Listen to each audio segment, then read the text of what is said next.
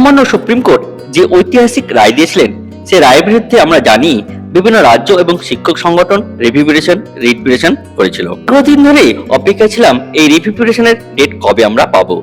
আমরা ইতিমধ্যে জেনে গেছি যে এই রিভিউ পিটিশনের ডেট কবে আসতে চলেছে।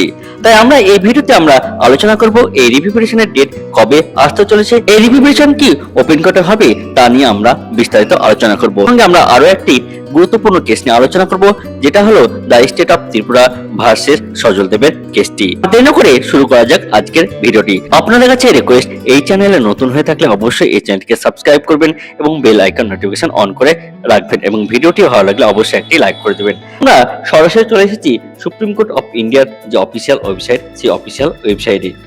এখান থেকে আপনারা দেখতে পাচ্ছেন যে ডায়রি নাম্বার, সেই ডায়রি নাম্বারটি হলো 5343/2025। এটি হলো state of UP versus Anjuman Ishaat e Taleem trust. আমরা দেখতে পাচ্ছি এই ডেটটি, অর্থাৎ এই ডেটটি হলো 24/4/2026 তারিখে। এবং এই কেসের সঙ্গে আর কোন কোন কেস ট্যাগ করা আছে সেটা আমরা এবার এখান থেকে দেখে নিব। এখানটার বিস্তারিত আলোচনা করা আছে বা এখানে দেওয়া আছে। আপনারা অফিসিয়াল ওয়েবসাইটে এসে আপনারা এখান থেকে দেখতে পারেন যে কোন কোন কেসগুলো ট্যাগ করা আছে। এখান থেকে আপনি যদি দেখেন তাহলে এই দেখেন যে পিটিশনার নেম যে চিন্ময় ঘোষ ভার্সেস আঞ্জুমান ইসাত ই তালিম, এবং আরো যদি নিচে দেখেন তাহলে এইখানে কিন্তু আমরা দেখতে পারবেন। তার আগে এখানে দেখেন যে স্টেট ইনফরমেশন, দেখেন আরো যদি নিচের দিকে আসি তাহলে এইখানে দেখেন দেওয়া আছে যে এইখানে দেখেন যে পিটিশন নেম আছে Jagdish Yadav versus the state of Maharashtra. এইভাবে যদি আপনি দেখেন যে অনেকগুলোই কেস কিন্তু এখানে ট্যাগ করা হয়েছে সে 24 তারিখে। এখন মূল বিষয় হলো যে এই কেসটি কি ওপেন হিয়ারিং এ হবে। এখন সব থেকে বড় প্রশ্ন হলো এই যে হিয়ারিং, এই হিয়ারিং কি ওপেন কোর্টে হবে।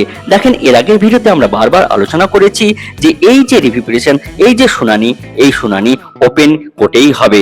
কারণ আমরা বিচারপতি দীপঙ্কর দত্ত মহাশয়ের যে মুখে বারবারই আমরা শুনেছি এই যে রিভিউ পিটিশন, এই রিভিউ পিটিশনটি টোটালটাই আপনার ওপেন হিয়ারিং এ হবে। সবার মধ্যে একটা আশার আলো জেগে আছে। তাই এই যে শুনানি, এই শুনানি অবশ্যই ওপেন হিয়ারিং এই হবে।